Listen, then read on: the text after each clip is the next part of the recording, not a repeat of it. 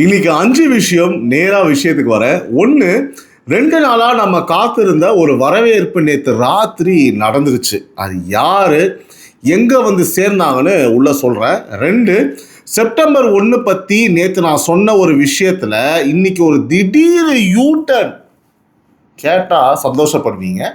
3, சட்டசபையில் ஒரு அமைச்சர் பாட்டே பாடிட்டாப்ல. ஒரு கட்சி எழுதுன்னு கொதிச்சிச்சு பாருங்க. பாப்பா 4, நம்ம சென்னை தண்ணி பற்றி ஒரு உயர் அதிகாரியே சொன்ன ஒரு ரிப்போர்ட் உறவுகளே. கேட்டால் அடுத்த தடவை தண்ணி குடிக்கிறதுக்கு முன்னாடி ஒரு நிமிஷம் யோசிப்பீங்க. 5வதாக ஒரு அமைச்சர் ஒரு முன்னாள் முதல்வர் மேலே 1 கோடி அப்பு கேட்டு நேராக கோர்ட் ஏறியிருக்காப்புல. 5 இன்னைக்கு இங்கேயே ஃபுல்லாக பாருங்கள்.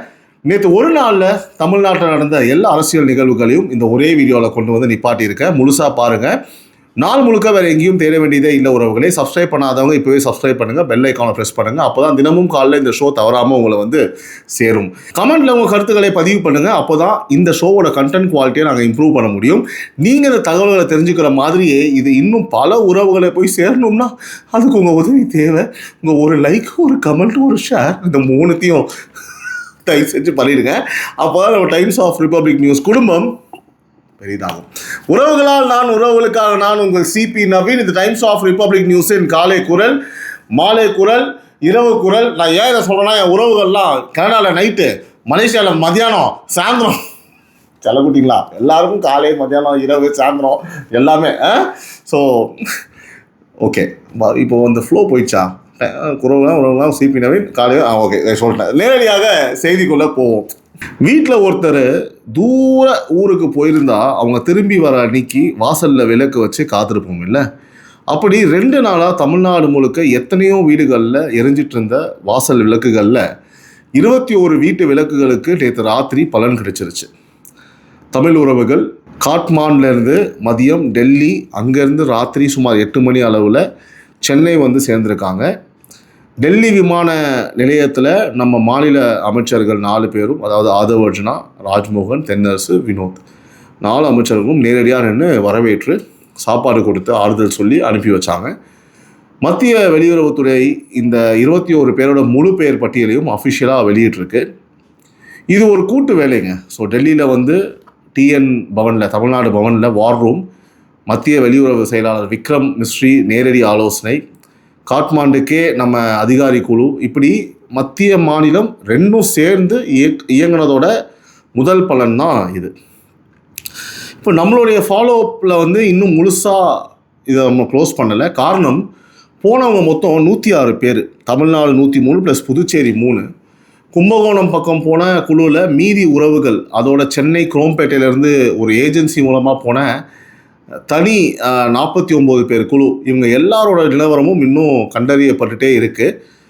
சேலத்திலிருந்து போன 4 பேர், கும்பகோணம் தம்பதி, ஆரணி 70 வயது அம்மா, சென்னை ஆழ்வார்பேட்டை தம்பதி, இப்படி புது புது பெயர்கள் குடும்பங்கள் மூலமாக நமக்கு வந்துக்கிட்டே இருக்குது.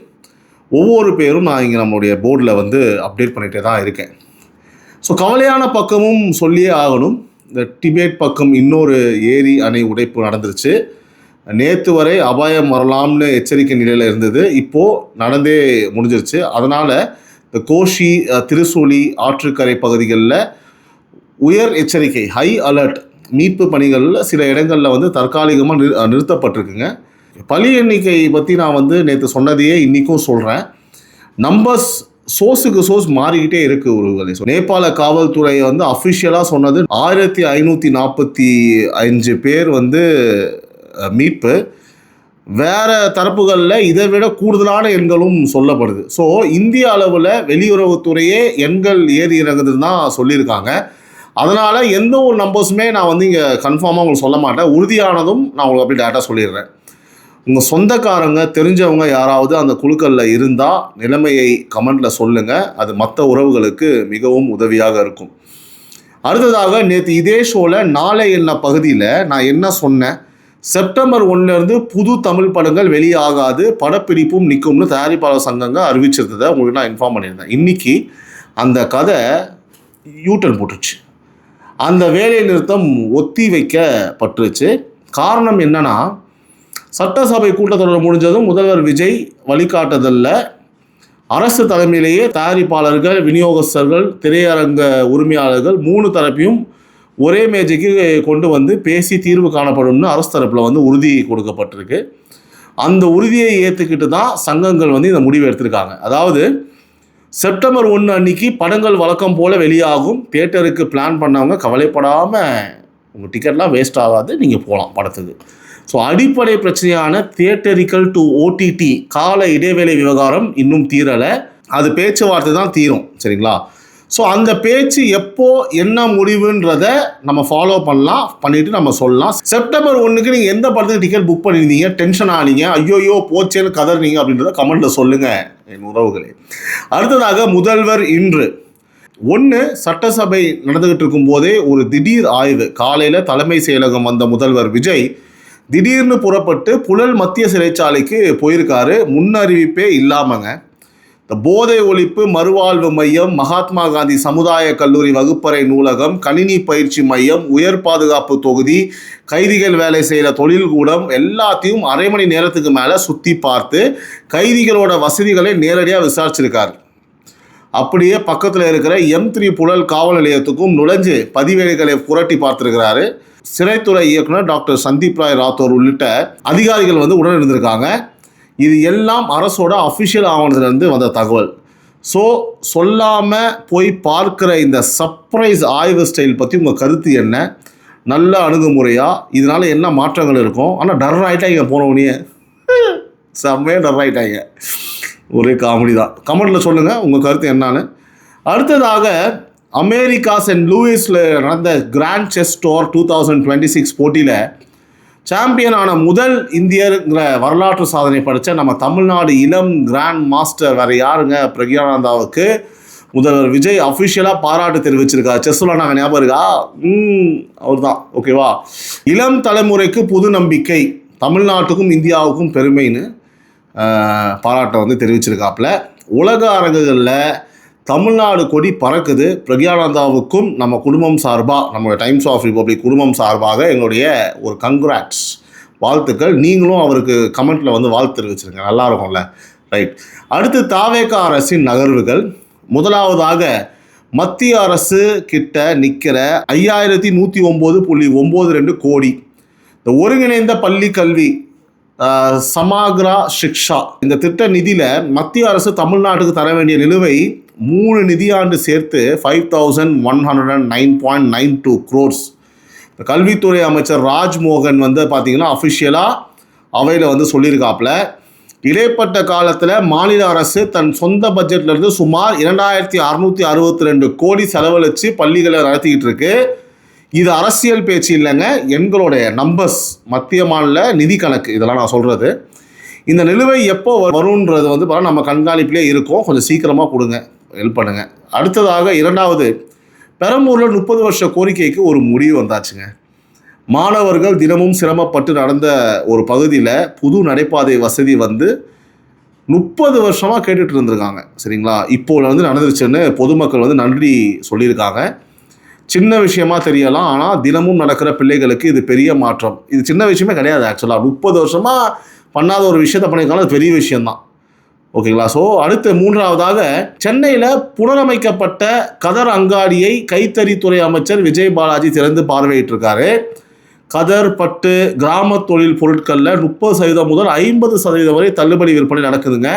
இந்த கதர் சட்டை பிடிக்கிறவங்களுக்கு இது நல்ல நேரம். வாங்கினா அது நம்ம நெசவாளர் உறவுகளுக்கு நேரடியாக போய் சேர்ற ஒரு ஆதரவு.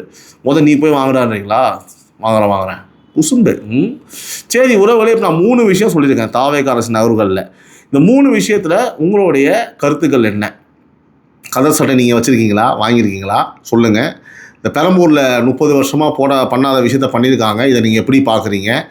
அதே மாதிரி இந்த மத்திய அரசு ஏன் காசு தராமல் இந்த மாதிரி எழுத்து வச்சுட்ருக்காங்க, என்ன காரணம்? ரைட். அடுத்து எதிரொலி. நேற்று சட்டசபை ஒரு பக்கம் சிரிக்க வச்சிருக்கு, ஒரு பக்கம் சூடாக விவாதிக்க வச்சிருக்கு. வரிசையாக பார்ப்போம். முதல்ல சட்டசபையில் ஒரு பாட்டு கச்சேரி. அதை நாடறிய சொல்லட்டுமா என்று அதில் ஒரு வரிகள் இருக்குது.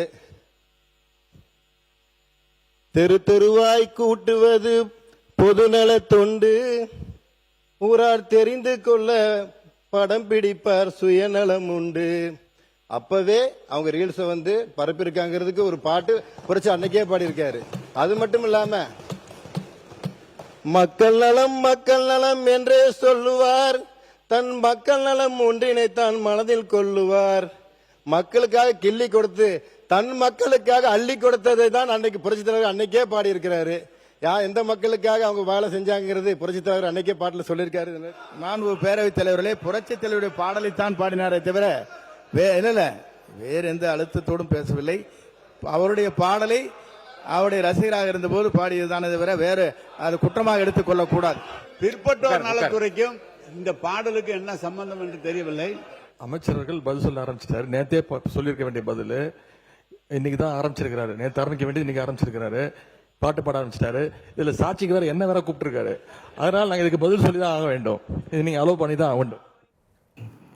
தளபதி கச்சேரி காப்பிரைட்ஸ் வந்துடும். ஆனால் ஓகே, இந்த பிற்படுத்தப்பட்டோர் நலத்துறை அமைச்சர் சம்பத்குமார் தன்னோட முதல் உரையை வந்து கொங்கு தமிழ் நடையில் ஆரம்பித்து பேச்சோட நடுவில் எம்ஜிஆர் பாடலையே பாடிட்டாப்ல.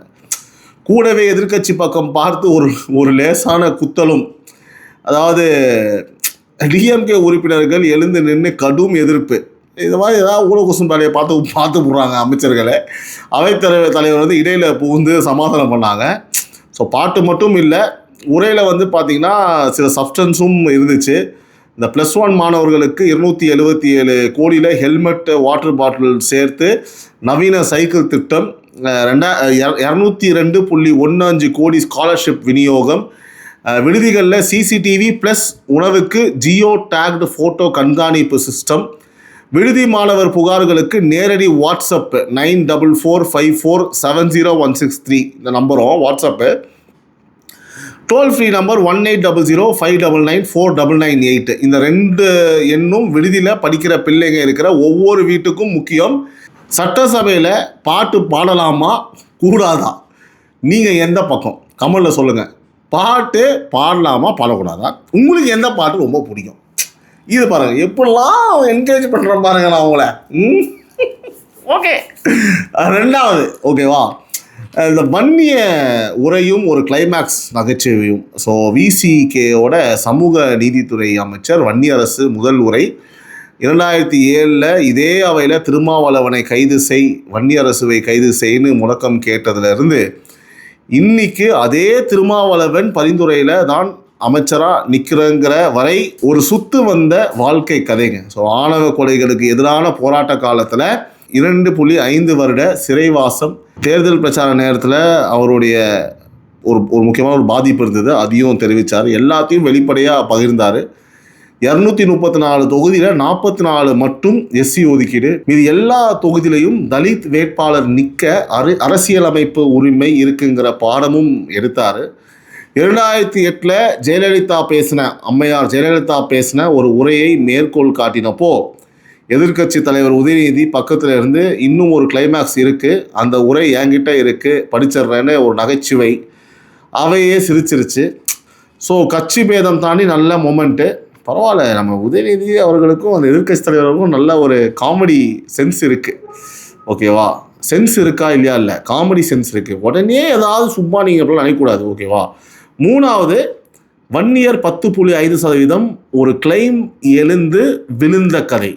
ஓகேவா, நான் சொல்கிறேன், இது கொஞ்சம் சீரியஸான ஒரு விஷயங்க. இந்த 10.5 உள் ஒதுக்கீட்டுக்கு எதிரான வழக்கை திமுக தலைவர் குடும்ப உறவினர் ஒருவர் தான் போட்டார்னு அவையில் ஒரு பதிவு வச்சார் நம்ம ஏஐஏடிஎம்கேவோட முன்னாள் அமைச்சர் CV சண்முகம். இப்போ டிஎம்கேவோட MRK பன்னீர்செல்வம் ஆதாரம் காட்டுங்க, இல்லைன்னா அவை குறிப்பிலிருந்து நீக்குங்கன்னு நெருக்கிறாரு. அடுத்து அந்த குற்றச்சாட்டை சண்முகம் அவரே திரும்ப பெற்றுட்டார். அதாவது அந்த கிளைம் இப்போ ரெக்கார்ட்லேயே இல்லை, யாராவது அதை ஷேர் பண்ணால் அது வாபஸ் வாங்கப்பட்ட பேச்சுன்னு நினைவில் வச்சுக்கோங்க. அப்படி ஒரு விஷயமே இப்போ இல்லை, அவரே வாபஸ் பெற்றார். இதோடு சேர்ந்து இந்த 10.5% வரலாறே அவையில் வந்து பார்த்திங்கன்னா ஓப்பன் ஆகிடுச்சுங்க. இந்த ஏஐஏடிஎம்கே தரப்பில் EPS எங்கள் ஆட்சி GO எண் 99 2020 அதுதான் அடிப்படைன்னு அவர். டிஎம்கே தரப்பில் மெய்யநாதன் ஹைகோர்ட் ரத்து பண்ணதும் சுப்ரீம் கோர்ட் வரை போய் குவான்டிஃபையபிள் டேட்டா கேட்டதும் சாதி வாரி கணக்கெடுப்பு கோரிக்கையும் எங்கள் ஆட்சி பங்குன்னு அவர். பிஎம்கே தரப்பில் இந்த போராட்டமே எங்களோடதுன்னு 1989 கலைஞருக்கு டாக்டர் ராமதாஸ் மஞ்சள் துண்டு போத்தின வரலாறு வரை வந்துச்சு. ஸோ 3 கட்சியும் ஒரே ஒரு கோட்டாவுக்கு வந்து பார்த்தீங்கன்னா கிரெடிட் கேட்குறாங்க. வன்னியர் உறவுகளே, உங்களுக்கு நிஜமாக தேவை கிரெடிட் வாதமாக சுப்ரீம் கோர்ட்டில் வழக்கு வெல்றதா? கமெண்ட்டில் சொல்லுங்கள். இதில் என்னங்க பிரச்சனை இருக்குது? இது ஆக மொத்தம் இது வந்து உரிமம் முக்கியமாக கொண்டாட வேண்டியது பிஎம்கே தான். அவங்களோட கோரிக்கை இது. அவங்க தான் போராடினாங்க. அன்புமணி ராமதாஸ் அவர்கள் வந்து கண்ணீர் விட்டு அழுத ஷார்ட்ஸ்லாம் எவ்வளோ ஃபேமஸ் ஆச்சுன்னு, அந்த ரீல்லாம் எவ்வளோ வைரல் ஆச்சு அப்படின்றது வந்து நம்ம எல்லாருக்குமே தெரியும். இதில் போட்டுக்கிட்டு இவங்க அவங்க பண்ணி விடுங்க, யாராவது செஞ்சு முடியுங்க அந்த விஷயத்தை, அப்புறம் நம்ம உரிமை கொண்டாடலாம். சரி உறவுகளே, நீங்கள் மறக்காமல் கமெண்ட் பண்ணுங்கள். 4வதாக இந்த சென்னை நைட் கார் ரேஸ் செலவு 24 கோடி விவகாரத்தை வந்து பார்த்திங்கன்னா நம்ம சட்டசபையில் எழுப்ப நம்ம எதிர்க்கட்சி தலைவர் உதயநிதி பதிலடி கொடுத்தார். 2 பேருமே வந்து பார்த்தீங்கன்னா முன்னாள் விளையாட்டுத்துறை சம்மந்தப்பட்டவங்க. அவர் அப்படியே, ஆனால் அவர் இந்த கார் மேட்டரை பற்றி பேசும்போது என் மைண்டில் வேறு மேட்ரு ஓடினே இருந்தது. சட்டசபை பார்க்கும்போது உங்களுக்கும் அந்த மாதிரி மைண்ட் வாய்ஸில் ஓடிச்சா உறவுகளே? ஏதாவது தோணுச்சா? கார் விஷயத்தை பற்றி பேசும்போது நாங்கள் இது வந்து இன்டர்நேஷ்னல் விஷயம், கோர்ட்டில் ஒரு கொட்டினாங்க, இதெல்லாம் நீங்கள் இந்த மாதிரி பண்ணக்கூடாது, தடுக்கக்கூடாதுன்னெலாம் சொன்னாங்கலாம். அவர் பேச எனக்கு ஏதோ ஒரு பேர், ஏதோ ஒரு இது அப்படியே ஓடினே இருந்தது. உங்களுக்கும் ஓடிச்சானா கமெண்ட் பண்ணுறீங்களா கொஞ்சம் ப்ளீஸ்? ஓகே. அடுத்து 5வதாக கூட்டணிக்குள்ளேருந்து ஒரு நேரடி கேள்வி. சிபிஎம்மோட சண்முகம் அவர்கள் முதல்ல அறிவித்த 1 லட்சம் கோடி புது முதலீடு வந்து எத்தனை பேருக்கு வேலை தரும்னு கேட்டால் பதில் இல்லை. இது என்ன குடும்ப ரகசியமானு அவையிலேயே கேட்டிருக்காப்புல. அரசு துறைகளில் 3 லட்சம் காலி பணியிடங்களையும் சுட்டி காட்டியிருக்காரு. ஆதரவு கட்சியிலேருந்து வர கேள்வி, அரசு தரப்பு எண்களோட பதில் சொன்னால் அதையும் நம்ம இங்கே சொல்லணும். இந்த கம்யூனிஸ்ட் கட்சி வச்ச கேள்வி கரெக்டாக அரசு இதுக்கு பதில் சொல்லணுமா? உங்கள் கமெண்ட் எப்பவும் போல. 6வதாக பாமக அன்புமணி ராமதாஸ் ஒரு விஷயத்தை முன் வச்சிருக்காரு. கர்நாடகா 101 வட்டங்களே வறட்சி பாதிப்புன்னு அறிவிச்சிருக்கு. அதை விட மோசமாக மழை இங்கே பெய்யுது, சிச்சுவேஷன்ஸ் இங்கே இருக்குது. அப்படி இருக்கும்போது நீங்கள் ஏன் வந்து தமிழ்நாடு ஓகேங்களா, ஏன் இன்னும் வந்து அந்த மாதிரி அறிவிக்கலை அப்படின்னு கேள்வி. குறுவை சாகுபடி பாதிப்பு எண்களோட, சரிங்களா? அதே நாள் திருவாரூரில் சிபிஐ சார்பில் 1000க்கும் மேற்பட்டோர் கலெக்டர் அலுவலகம் முன்னாடி இதே கோரிக்கையோட ஆர்ப்பாட்டம். டெல்டாவை வறட்சி மாவட்டமாக அறிவிக்கணும், குறுவை இழப்புக்கு நிவாரணம் தரணும்னு. ஸோ ஆளும் கூட்டணி பக்கமும் நட்பு கட்சி பக்கமும் ஒரே கோரிக்கை. மேட்டூர் செப்டம்பர் 1 திறப்போட இது எப்படி இணையுதுன்றது ஒரு முக்கியமான வாட்ச், நம்ம பார்க்கணும். அதை டெல்டா விவசாய உறவுகளே, உங்கள் வயல் நிலவரம் என்ன? விவசாய நீங்கள் தயவு செஞ்சு கமெண்ட்டில் சொல்லுங்கள். எனக்கு ரொம்ப இன்ட்ரெஸ்ட்டாக இருக்குது தெரிஞ்சுக்கணும்னு. என்னோடய சப்ஸ்கிரைபர்ஸ் எவ்வளோ பேர் விவசாயிகள் இருக்காங்கன்னு சொல்லிட்டு கமெண்ட்டில் சொல்லுங்கள். 7வதாக இதை கவனமாக கேளுங்க. 2 வெவ்வேறு இடம். 1 உரகடம் ஸ்ரீபெரும்புதூர் பக்கம், பரந்தூருக்கு மாற்றம் அரசு பார்க்குற இடம் இதுதான்னு சொல்லி பிஜேபி மாநில தலைவர் நயினார் நாகேந்திரன் ஒரு கேள்வி வச்சுருக்காரு. பரந்தூரில் விவசாய நிலம்னு சொல்லி ரத்து பண்ணிங்க, உரகடத்துலையும் விவசாய நில கைப்படுத்தல் தவிர்க்க முடியாதுன்னு அமைச்சரே வந்து அவையில் சொல்லியிருக்காரு. இது இரட்டை நிலைப்பாடு இல்லையா அப்படின்னு கேள்வி கேட்டிருக்காரு. கூடவே தனிப்பட்ட காரணங்களுக்காக வளர்ச்சி தடுக்கப்படுதுங்கிற ஒரு குற்றச்சாட்டும் வச்சுருக்காரு. அது அவரோட குற்றச்சாட்டு நிலையில் தான் இருக்குது. இன்னொன்று ஹோசூர் கிருஷ்ணகிரி பக்கங்க, அங்கே புது விமான நிலைய திட்டத்துக்கு எதிராக உள்ளூர் எம்எல்ஏவே அவையில் குரல் கொடுத்துருக்காரு. சிப்காட்டு சிட்கோன்னு ஏற்கனவே நிலம் கொடுத்தாச்சு. பரந்தூர் விவசாயிகளோட குரலை கேட்ட மாதிரி ஓசூர் விவசாயிகளோட குரலையும் கேளுங்கன்னு அவர் ரிக்வெஸ்ட்டு. ஸோ எல்லாருக்குமே இந்த 2வது ஏர்போர்ட் அப்படின்றது தமிழ்நாடுக்கு தேவை. ஆனால் எந்த இடம், எந்த பாதிப்புமே இல்லாமல் இந்த ஏர்போர்ட்டை கொண்டு வர்றது அப்படின்றதான் ஒரு மைய புள்ளியாக இருக்குது. எனக்கு தெரிஞ்சு அப்படி பாசிபிள் இருக்கான்னு கேட்டால் நிச்சயமாக practically it is not possible at all. So இது வந்து அரசு தான் இதுக்கு ஒரு ப்ராப்பரான ஒரு பதிலை எடுத்து வைக்கணும். ரொம்ப பாதிப்பு இல்லாமல் ஒரு மினிமலாக ஒரு அளவுக்கு ஓகேங்க, அந்த பாதிப்பை அவங்க பார்த்துக்கலாம், அவங்க சரி பண்ணிக்கலாம், அதனால் அவங்களோட வாழ்க்கையே போயிடாதுன்ற மாதிரி விஷயங்கள் இருந்தால் ஓகே தான். ஸோ இதை பற்றி நம்மளுடைய கருத்து என்ன உறவுகளே? எந்த ஒரு பிரச்சனையுமே இல்லாமல் இவ்வளோ பெரிய இன்ஃப்ராஸ்ட்ரக்சரை வந்து ஒரு மாநிலத்துக்கு கொண்டு வர முடியுமா? இது சாத்தியமா? தயவு செஞ்சு உறவுகள் உங்களுடைய கமெண்ட் தான் ரொம்ப ரொம்ப ரொம்ப முக்கியம். சொல்லுங்கள், நான் தெரிஞ்சுக்கணும்னு ஆசைப்பட்றேன். அடுத்து தப்புனா தப்பு, யார் பக்கம் தப்போ அது நேர்மையாக பேசுவோம். இன்றைக்கி பேசுறது நம்ம எல்லார் வீட்டுக்கும் நேரடியாக வர ஒரு விஷயம், வாட்டர், தண்ணி. சென்னை மாநகராட்சி பக்கம் ஒரு அதிர்ச்சி தகவல், அதுவும் வெளியில இருந்து வந்த குற்றச்சாட்டு இல்லைங்க. மாநகராட்சி கமிஷனர் சமீரனே நேரடியாக சொன்ன லேப் ரிப்போர்ட். மே மாதத்துல இருந்து இதுவரை 9 வார்டுகளில் 48 இடங்களில் எடுத்த குடிநீர் மாதிரிகளில் டெஸ்ட் ஓகேவா, 46 இடங்களில் கோலி பாக்டீரியா ஓகேங்களா கண்டுபிடிக்கப்பட்டிருக்கு. நொளம்பூர், முகப்பேர் மேற்கு, போரூர், ராமாபுரம், மதுரவாயில் உள்ளிட்ட பகுதிகளில் இது அடக்கம். இந்த கோலி ஓகேங்களா COLIனா என்ன அப்படின்னு நான் சொல்கிறேன். கழிவு கலப்போட அறிகுறி. கழிவு கலப்பு, அதாவது உங்களுக்கு கழிவுனா தெரியும் இல்லையா? ஸோ இந்த வயிற்றுப்போக்கு, வாந்தி மாதிரி நோய்களுக்கு காரணமாகும் பாக்டீரியா. ஸோ கவுன்சில் கூட்டத்தில் ஒரு DMK கவுன்சிலர் இது கழிவு நீர் கலந்த தண்ணின்னு குற்றச்சாட்டாக சொன்னார். அது அவங்க தரப்பு வார்த்தை. ஆனால் 46ல் 48ங்கிற எண் அரசு தரப்போட சொந்த ஒரு நம்பர் அது. இப்போது எதுவாக இருந்தாலும் இப்போ அதான் தேவையில்லை, இந்த கவுன்சிலர் மேடம்லாம் விட்டுருங்க. ஆக மொத்தம் ரொம்ப சீரியஸான ஒரு விஷயம். இப்போது இந்த தண்ணியில் பிரச்சனை இருக்கிறது தப்பு தான், அதை மறைக்காமல் கமிஷனரே வெளியில் சொல்லியிருக்காரு. 200 வார்டுக்கும் சோதனையை விரிவுபடுத்துகிறோம்னு அறிவிச்சிருக்கிறது சரியான வெளிப்படையான நடவடிக்கை, அதை பாராட்டுவோம். ஆனால் சோதனையோடு நிற்காம பழுது எங்கே எப்போ சரியாகுங்கிற அடுத்த கட்ட விவரம் வரணும். அது வர வரைக்கும் இது நம்ம கண்காணிப்பில் ப்ராக்டிக்கலாக நம்ம போர்டில் இருக்கும். ஏன்னா குடிக்கிற தண்ணியை கொதிக்க வச்சு ஆற வச்சு குடிங்க உறவுகளே. குறிப்பாக குழந்தைங்க, வயசானவங்களுக்கு உங்கள் பகுதியில் தண்ணியில் வாசனை இல்லாத துர்நாற்றம், நிறமாற்றம் தெரிஞ்சால் மெட்ரோ வாட்டருக்கு புகார் பண்ணுங்கள். நம்பர் தெரியுமா? நோட் பண்ணுங்கள், பார்த்துனே இருக்காதீங்க. 04445674567 இந்த ஒரு நம்பர். அடுத்து டோல் ஃப்ரீ இருக்குது 1916. அடுத்து வாட்ஸ்அப் நம்பர் இருக்குது 8144930308. உங்கள் ஏரியா தண்ணி எப்படி இருக்குது கமெண்ட்டில் உங்கள் கிரவுண்ட் ரிப்போர்ட்டை கொடுங்க. ஓப்பனாக சொல்லவா, எங்கள் வீட்டிலே பார்த்தீங்கன்னா ஒரு சில பைப்பில் கரும முடியலைங்க. ஸோ நான் தான் ஃபஸ்ட்டு இப்போ தான் நானே பார்த்த நம்புகிறேன் ஓகேவா. இனிமேல் நானே ஃபோன் பண்ண போகிறேன். தயவு செஞ்சு வட்ட எடுக்காதீங்க. மேக்ஸிமம் டிசீஸ் பார்த்தீங்க அப்படின்னா தண்ணியில் தான் வருது உறவுகளே. இது விளையாட்டு கிடையாது. Please be serious. அதே மாதிரி மென்ஷன் பண்ணுங்க, எத்தனை ஏரியாவில் உறவுகள் பார்க்குறவங்க உங்கள் ஏரியாவில் இந்த மாதிரிலாம் தண்ணி வருது, எங்கள் வீட்டில் பிரச்சனை இருக்குன்னா மென்ஷன், எந்த ஏரியா அப்படின்றத மென்ஷன் பண்ணுங்கள். ரைட். அடுத்ததாக நம்முடைய தொடர்கதை முக்கியமான செக்மெண்ட் இல்லையா?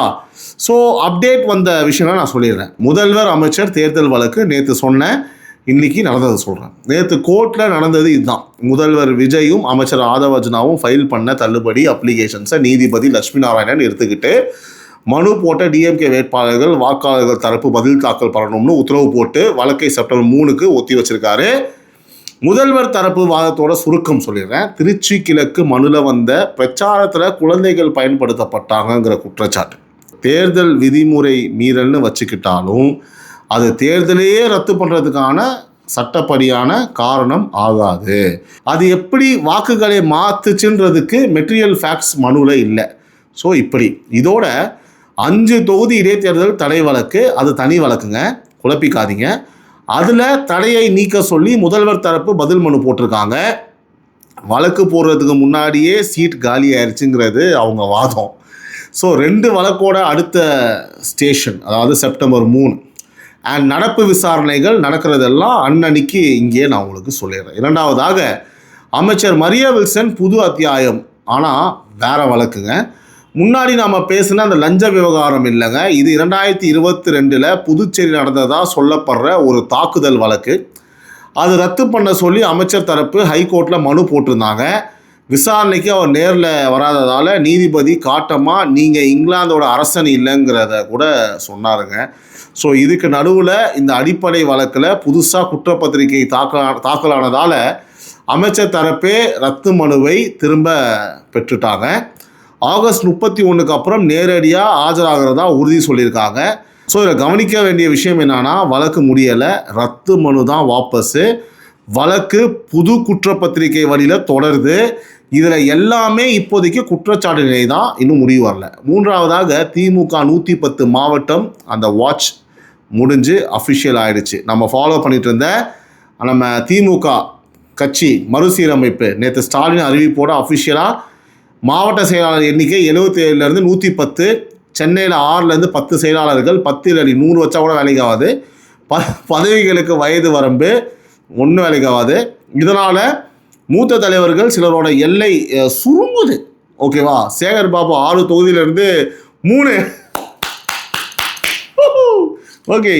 ஸோ ஸ்டாலின் வந்து தோத்த குளத்தூர் உட்பட்ட கை மாறுது, அச்சு தோத்திட்டாங்க, ஓடு இந்த பக்கம் வராத அப்படின்ட்டாங்க. யார்? சேகர் பாபுவை. செந்தில் பாலாஜியோட கரூர் மாவட்டம் 2ஆக பிரிஞ்சு 4 தொகுதியிலேருந்து 2. முன்னாள் எம்எல்ஏ என்ன சொல்லியிருக்காங்கன்னா, ஸ்டாலின் அவர்கள் வந்து கட்சிக்காரங்களாம் இது வந்து ஒத்துழைப்பை கொடுங்க இந்த முடிவுக்கு அப்படின்னு சொல்லியிருக்காங்க. அடுத்து 2029 2031 தேர்தல்களை மனசில் வச்சு கட்டமைப்பு மாற்றம்ங்கிறத நீங்கள் கொஞ்சம் மனசில் வச்சுக்கணும் அப்படின்னு சொல்லியிருக்காங்க. ஒன்றும் வேலையாக தெரில. அடுத்து 4ஆவதாக அமைச்சர் ஆதவ் அர்ஜுனா 1 கோடி அவதூறு வழக்கு. முன்னாள் எம்எல்ஏ ஸ்டாலின் வந்து அவர் ட்விட்டரில் வந்து போட்ட ஒரு பதிவில் ஒரு போதைப் பொருள் கடத்தல் வழக்கில் குற்றம் சாட்டப்பட்ட நபரை அமைச்சரோட உறவினர்னு குறிப்பிட்டதாக சொல்லி அந்த பதிவு அவதூறுன்னு 1 கோடி இழப்பீட்டு கேட்டு அமைச்சர் ஆதவ் அர்ஜுனா வந்து பார்த்தீங்கன்னா ஹைகோர்ட்டில் வந்து வழக்கு போட்டிருக்காரு. ஸ்டாலினுக்கு வந்து நோட்டீஸும் போயிருக்கு. ஸோ வந்து பார்த்தீங்க அப்படின்னா இந்த விஷயத்தை நம்ம ஃபாலோ பண்ணணும். இப்போ தான் கேஸ் போட்டிருக்காரு இல்லையா, இது எப்படி போகுதுன்னு நம்ம பார்க்கலாம். ஃபாலோ போர்டில் ஏறிடுச்சு. 5ஆவதாக தூய்மை பணியாளர் போராட்டம் மக்கள் கோரிக்கை போர்டில் ஸ்டேட்டஸ் சொல்கிறேன் அடுத்த செக்மெண்ட்டில், சரிங்களா? இது ஏன்னா அதில் வருது, தொடர்கதையில் வராது. அப்டேட் இல்லாத ஓப்பன் த்ரெட்ஸ் என்னென்னா இருக்குது, பெரிய லிஸ்ட்டு. ஞாபகம் இருக்கா? இது பார்த்தீங்களா? காலை குரலில் நிறைய பேர் பார்த்துருக்கீங்க, ரொம்ப சந்தோஷம். அது குடும்ப பேச்சில் வரேன், ரொம்ப ஹாப்பியாக இருக்குது. ஒரு நீண்ட லிஸ்ட்டு ஒன்று போகும், கிட்டத்தட்ட ஒரு 20 ஐட்டம்ஸ் வந்து ஓப்பனில் இருக்குது. இது தொடர்கதையில். அதை நான் திரும்ப ரிப்பீட் பண்ணி உங்களை போர் அடிக்க விரும்பலை, ஓகேவா? அதில் அப்டேட் வந்து நான் உங்களுக்கு சொல்கிறேன், எல்லாமே அப்டேட்டெல்லாம் வச்சுட்ருக்கேன். அடுத்து மக்கள் கோரிக்கை அண்ட் மக்களுக்கான தகவல்கள் நான் போயிடுறேன் ஸ்ட்ரெயிட்டாக. முதல்ல ஒரு நேர்மையான ஒரு ஸ்டேட்டஸ் நான் சொல்லிடுறேன். இன்றைக்கி இந்த போர்டில் புது தீர்வு அறிவிப்பு எதுவுமே வரலங்க, ஓகேவா? அதனால் வந்து பார்த்தீங்க அப்படின்னா எதுவும் வந்து சொல்கிறது கிடையாது. இந்த தூய்மை பணியாளர் போராட்டம் 9ஆவது நாள், அதை மட்டும் அப்டேட் பண்ண. நேற்று விரிவாக சொன்ன அதே நிலை தான். அள்ளிக்குளம் பக்கத்தில் போராட்டம் தொடருது. அரசு பக்கத்திலிருந்து புது அறிவிப்போ பேச்சுவார்த்தையோ எதுவும் வெளியே வரல. முதல்வர் நேரடி சந்திப்பு தான் தீர்வுங்கிற அவங்க நிலைப்பாடும் மாறலை. நகரத்தை சுத்தம் வைக்கிறவங்க கோரிக்கை தீர்வு வர வரைக்கும் நம்ம இதை ஃபாலோ பண்ணுவோம். சிஎம் சார் கொஞ்சம் உடனே பார்த்துருங்க. அப்புறம் மீதி இருக்க கோரிக்கைகள், மக்கள் கோரிக்கைகள், நேற்று ஒரு ஃபுல் லிஸ்ட் நான் படித்தேன். டெய்லி படிக்க வேண்டாம், வாரத்தில் ஒரு நாள் மட்டும் நான் படிச்சிடுறேன், ஓகேங்களா? ஃபுல்லாக ரெகுலராக பார்க்குற என் உறவுகளுக்கு தெரியும். ஸோ பார்க்காதவங்க, ஏன்னா இப்போ ஒரு வாட்டி பார்த்தா நீங்கள் ரெகுலராக பார்த்துருவீங்க. You will like this show, I know. அதனால் நீங்கள் இப்போ சப்ஸ்கிரைபும் பண்ணியிருப்பீங்க, நான் சொன்ன உடனே பெல் ஐக்கான்லாம் ப்ரெஸ் பண்ணியிருப்பீங்க, ஐ நோ. அதனால் ரெகுலராக பார்க்குறவங்களுக்கு என்னென்ன நம்ம வந்து ஃபாலோ பண்ணுறோன்ட்டு தெரியும்.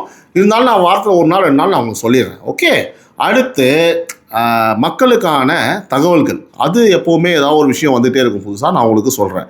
அதில் நீங்கள் என்னன்னு பார்த்தீங்க அப்படின்னா, ரேஷன் இகேஒய்சி இன்றைக்கி ஆகஸ்ட் 29 எல்லா நியாய விலை கடைகள்லையும் இகேஒய்சி முகாம். வீட்டில் பாக்கி இருக்கிறவங்க இன்றைக்கே போய் முடிச்சிடுங்க. அடுத்து ரேஷன் அரிசி போட மாட்டாங்க சொல்லிட்டேன். ஸோ ஆகஸ்ட் 31 பத்திரப்பதிவு, ஆவணி சுபமுகூர்த்த நாளான ஞாயிறு ஆகஸ்ட் 31. அதிக பதிவுகள் எதிர்பார்த்து எல்லா சார் பதிவாளர் அலுவலகங்களையும் ஆஃபீஸில் வந்து கூடுதல் முன்பதிவு வில்லைகள் சாதாரண அலுவலகங்களில் 100லேருந்து 150 மாறி இருக்குது. பெரிய ஆஃபீஸில் 200லேருந்து 300 டோக்கனாக மாறி இருக்குது. தட்கல் வந்து 12லேருந்து 16. ஸோ அன்றைக்கி பதிவு பிளான் பண்ணுறவங்களுக்கு நல்ல செய்தி, கூட்டம் அதிகமாக இருக்கும், நேரத்தோட போங்க. எது நல்ல செய்தி தான்? டோக்கன் இன்க்ரீஸ் பண்ணுது, கூட்டம் கிடையாது, சரியா? அடுத்து MD யோகா அண்ட் இயற்கை மருத்துவம், அந்த ஆன்லைன் விண்ணப்ப கடைசி நாள் செப்டம்பர் 3 மாலை 5 மணிக்கு. டெய்லி சொல்லுங்கிறேன், சரியா? அதோட வெப்சைட் வந்து www.tnayushselection.org. அடுத்ததாக எழுத்தாளர் உறவுகளுக்கு தமிழ் வளர்ச்சித்துறை சிறந்த நூல் பரிசு 2025 வெளியீடுகளுங்க. நூலாசிரியருக்கு 50,000.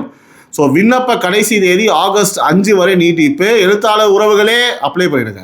அடுத்து TNPSC இலவச பயிற்சி 500 + 300 இடம். ஸோ விண்ணப்ப கான்டாக்ட் விவரம் இன்னும் அதிகாரப்பூர்வமாக வெளியாகலை, வந்தால் சொல்லிடுறேன்.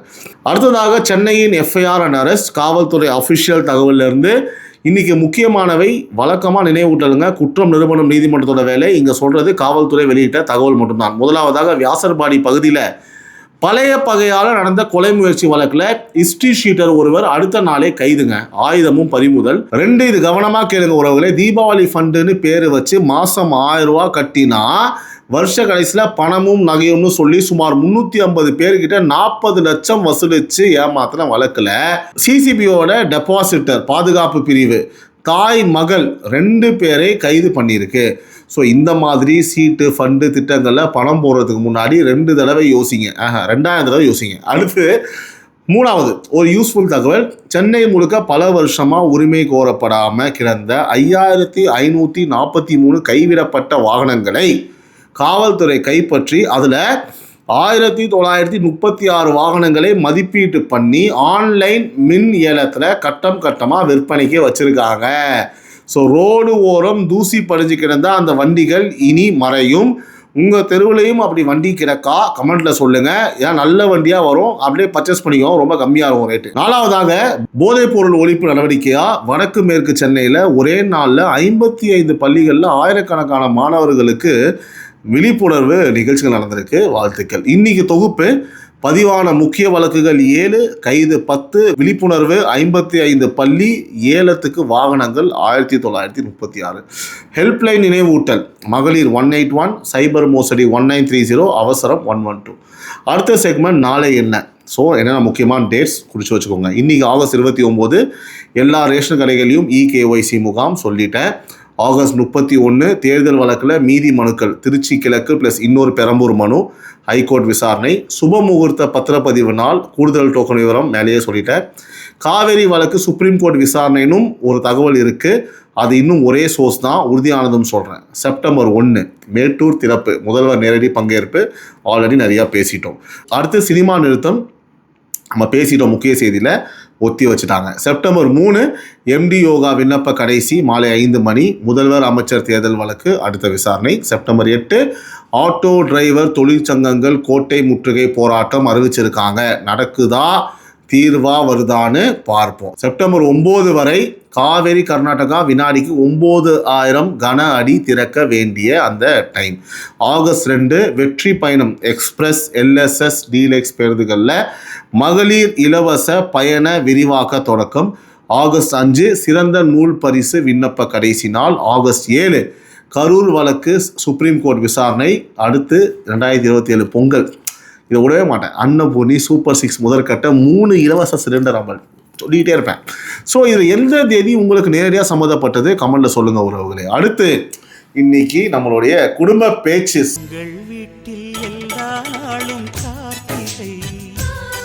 உறவுல இந்த வீடியோ ஆரம்பிக்கு முன்னாடி ஒரு சின்ன சாரி என் உறவுகிட்ட. என்னடா விசில் கிளி வருது சீன் போட்டிருக்கான்னு கேட்குறேன். சத்தியமாக கிடையாது. நேற்று வீடியோ ரெடி, எல்லாம் முடிஞ்சிருச்சு. ஆனால் எடிட் பண்ணுறவன் லேட் பண்ணிட்டான். ஸோ ரொம்ப லேட்டாக போட்டால் நிறைய பேர் வீடியோ மிஸ் பண்ணிடுங்கிறதுக்காக ஸ்கெடியூல் பண்ணிட்டோம். ஆனால் ஒரு சின்ன சந்தேகம், 12 மணிக்கு ஸ்கெடியூல் பண்ணலாமா, 3 மணிக்கு ஸ்கெடியூல் பண்ணலாமா, இல்லை 6 மணியா? வீடியோ ரெடியாக இருக்குது. உறவுகள் நீங்கள் எத்தனை மணி, ஏன்னா மேக்ஸிமம் வியூவர்ஸ் இதை பார்க்கும்போது எத்தனை மணின்னு சொன்னீங்க அப்படின்னா விசில் கிளி செம்ம மேட்ருங்க. ஓகேங்களா, கேளுங்க. எத்தனை மணின்னு சொல்லுங்கள், தானும் வந்துடும் உங்களுக்கு. இன்னைக்கு நம்மளுடைய குடும்ப பேச்சு செம்ம இன்ட்ரெஸ்டிங்காக இருக்க போகுது. சரி உறவுகளே, இன்னைக்கு ஒரு சின்ன குடும்ப நிமிஷம். நேற்று ராத்திரி சென்னை ஏர்போர்ட்டில் 21 குடும்பங்கள் கட்டி அழுது சிரித்த அந்த காட்சி இருக்குது. அடடா. ஸோ அதுதான் இந்த 2 நாள் ஓட்டத்தோட மொத்த அர்த்தம். இன்னும் காத்திருக்கிற குடும்பங்களுக்கு நம்ம கன்யூஸாக செய்தி இங்கே போட்டுக்கிட்டே இருப்போம். உங்களை பற்றி தகவல் வந்தால் சொல்லிக்கிட்டே இருப்போம். ஸோ நீங்கள் அனுப்புகிற ஒவ்வொரு தகவலும் அது எங்களுக்கு ஒரு ரொம்ப இம்பார்ட்டன்ட்டுங்க அது. ஸோ இன்றைக்கி புதுசாக ஒன்று என்ன தெரியுமா, நம்மளுடைய கமெண்ட் பெட்டி. என்னடா இது கமெண்ட் பெட்டி? எஸ், டெய்லி கமெண்ட்டை போடுன்னு சொல்லிக்கிட்டே இருக்கேன். ஆனால் அதை பற்றி பேசுகிறானா பேச மாட்டேன். ஃபஸ்ட்டு ஒரு விஷயம், இப்போ வரைக்கும் வீடியோ பார்த்துட்டு இருக்கேன் என்னுடைய அன்பு உறவுகள் இதுக்கப்புறம் ஸ்கிப் பண்ணிட்டு போக மாட்டீங்க, சரியா? ஸோ இப்போ வரைக்கும் பார்க்குறவங்களாம் எனக்காக இந்த கண்டென்ட்டுக்காக பார்க்கக்கூடிய என்னுடைய அன்பு உறவுகள். ஸோ டாப் 5 கமெண்ட்ஸ் எடுத்திருக்கேன், ஓகேவா? ஸோ இனிமேல் குடும்ப பேச்சில் இந்த கமெண்ட் செக்ஷன் மட்டும் டாப் 5 மட்டும் சேரும். ஃபஸ்ட்டு உமா மகேஸ்வரி உறவு, நீங்கள் எங்களை கேள்வி கேட்டுகிட்டே இருக்கீங்க. டிவி கேரஸோட 100 நாள் பற்றி நீங்கள் என்ன நினைக்கிறீங்கன்னு சொல்லுங்கள், தப்பிக்க முடியாது, நம்மளையே மாட்ட விட்டுருக்காங்க. உமா மகேஸ்வரி மேடம், நான் டெய்லி தான் சொல்லிட்டு இருக்கேன். ஸ்பெஷலாக என்ன சொல்கிறது, இந்த 100 நாள் பற்றி ஒரு எக்ஸ்க்ளூசிவ் வீடியோ ஒன்று போட்டிருக்கேன், தெரியுமா உங்களுக்கு? அது நீங்கள் பார்க்கலாம்னு நினைக்கிறேன். மறக்காமல் 100 நாள் பற்றி ஒரு எக்ஸ்க்ளூசிவ் வீடியோ போட்டிருக்கேன், போய் பாருங்கள். அப்பாங்கன்னு நம்புகிறேன். ஓகே, சொல்லிட்டேன். மாட்ட வரமாகறீங்க. ஓகே. 2வதாக இந்த பரந்தூர் நில வாங்கல் குற்றச்சாட்டு பற்றி சண்முகம் அப்படின்னு நம்முடைய உறவு, மிக சரி அந்த முடிவு, திருடனுக்கு தேல் கொட்டினது போல இருக்கும். ஒரே வரியில் ஒரு கார்ட்டூன் போட்டுட்டீங்க. அதாவது அப்படியே பக்காவாக இருக்குது. அங்கே போய் வாங்கினவனுக்கு எல்லாமே இப்போ அப்படியே பேன் உட்காந்துருப்பானுங்க அப்படின்னு சொல்ல வராப்புல. Okay, right. 3வதாக ஒரு நேர்மையான விமர்சனம், அதையும் நம்ம இங்கே காட்டுவோம். ஜிஎஸ் ஜெயா அப்படின்ற என்னுடைய உறவு ஒருத்தங்க, ஓகே அவங்களுக்கு உறவுன்னு சொல்கிறேன், ஏன் தெரியுமா, உறவுகளே வார்த்தையை கொஞ்சம் குறைச்சிருக்கீங்க நன்றி அப்படின்னு சொன்னாங்க. இன்னும் கொஞ்சம் குறைங்க, ப்ரெசன்டேஷன் குவாலிட்டி கூடும், ஆனஸ்ட்டாக சொல்கிறேன்னு சொன்னாங்க. ஸோ நம்ம இதை மறைக்காமல் இங்கே ஓப்பனாக சொல்லிட்டோம். ஆனால் என்னென்னா அது ரொம்ப ஒரு மாதிரி இன்சைட்லேருந்து வர ஒரு விஷயம் சிஸ்டர். அதனால் வந்து அது சும்மா ஒரு நரேட்டிவ்காகலாம் சொல்கிறது கிடையாது. நான்லாம் எதுவுமே எக்ஸ்பெக்ட் பண்ணாமல் ஆரம்பித்த ஒரு விஷயந்தான் இண்டிபெண்டன்ட் ஜேர்னலிசம் அப்படின்றது. இன்றைக்கி I have so much of support and so much of love from all over the country. அப்படி இருக்கும்போது என் மனசுலேருந்து நான் சொல்கிற விஷயம். அதனால் வந்து பார்த்தா அது அப்படியே வருது. அது வேணும்னு நான் திணிக்கிறது கிடையாது. நீங்கள் சொல்லுங்கள், நான் கொஞ்சம் கம்மி பண்ணிக்குவா இல்லை அப்படி உரிமையாக உங்களை சொல்லலாமா அப்படின்றது, ஓகேவா? ஸோ அடுத்து 4வதாக கவனிக்க வேண்டிய ஒரு தகவல், சித்ரா தேவி உறவு மலேசியாவிலேருந்து போன சுமார் 50 பேரோட தொடர்பு இல்லை அண்ணா அப்படின்னு சொல்லியிருக்காங்க. அந்த நேபாள் விஷயம்ங்க நான் கேட்டிருந்தேன்ல, அது ரொம்ப சீரியஸாக நம்ம நேபாள் போர்டு அந்த விஷயத்தில் வந்து இதை ஏற்றிக்கிறோம் நாங்கள் கண்டிப்பாக. ஸோ மலேசியா உறவுகளே, உங்கள்கிட்ட பெயர் விவரம் இருந்தால் உறவுகளின் குரல் மூலமாக அனுப்புங்க. அதை நாங்கள் வந்து ஃபாலோ பண்ணுறோம். ஏன்னா முடிஞ்ச தகவல் நாங்கள் வாங்க பார்க்குறோம். கமெண்ட் பண்ணுங்கள்.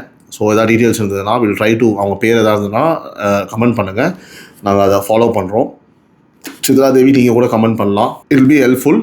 5வதாக நெஞ்சை தொட்ட பதில்கள்னு சொல்லலாம், ஓகேவா? நேற்று அந்த வீர ஆசிரியர் கதை சொல்லிவிட்டு உங்கள் வாழ்க்கை ஆசிரியர் பேர் சொல்லுங்கன்னு கேட்டாங்க இல்லையா, கமெண்ட் நிறைஞ்சிருச்சு. கோவை கான்வென்ட் பள்ளி மீனாட்சி மிஸ்ஸை நினைவு கூர்ந்த உறவு 1978 தஞ்சாவூர் பள்ளியில் படித்த சந்திரசேகர் சாரை சொன்ன மூத்த உறவு.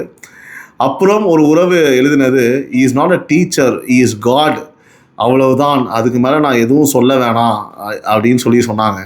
ஸோ அதோடு வந்து பார்த்திங்கன்னா ஆஸ்திரேலியாவிலேருந்து லைக் நடுராத்திரி, கனடாவில் வந்து ஒரு ஈவினிங் இரவு, அங்கே உலகம் முழுக்க எல்லாருமே வந்து பார்த்துட்ருக்காங்க. இந்த டைம்ஸ் ஆஃப் ரிப்பப்ளிக் நியூஸ் குடும்பம் வந்து it's been spread all over the world.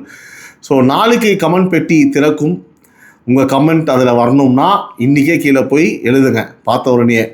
So அதே மாதிரி உறவுகளின் குரல் பற்றி நினைவூட்டலுங்க. திரையில் நம்பர் நான் எப்பவுமே சொல்லுவேன். அந்த நம்பரில் இன்னும் கொஞ்சம் பிரச்சனை இருக்குது, ரெக்டிஃபை பண்ணிகிட்ருக்கோம். ஒரு 2-3 days ஆகும் சொல்லிட்டாங்க. ப்ராபப்ளி மண்டே ஆர் டியூஸ்டே அது ரெக்டிஃபை ஆகிடும். அது வரைக்கும் ஏதாவது இஷ்யூஸ் அப்படின்னா நீங்கள் கமெண்ட்டில் அதை டைப் பண்ணி அனுப்ப முடிஞ்சால் அனுப்புங்க. Sorry extremely sorry. உறவுகளை நான் சொன்னது போல் நீங்கள் சொன்ன டைமுக்கு வீடியோ இன்றைக்கி வந்துடும். எந்த வீடியோ? விசில் கிளி வந்துடும். மீண்டும் எப்போதும் போல் உங்கள் நாளை காலை குரல் நிகழ்ச்சியில் சந்திக்கிறேன். உறவுகளால் நான், உறவுகளுக்காக நான், உங்கள் சிபி நவீன். இது Times of Republic News and காலை குரல். அனைவருக்கும் இனிய காலை வணக்கம். இந்த நாள் இனிய நாளாக அமைய என்னுடைய மனமார்ந்த வாழ்த்துக்கள் உறவுகளை. நன்றி, வணக்கம். Love you all. Take care. Bye bye. See you.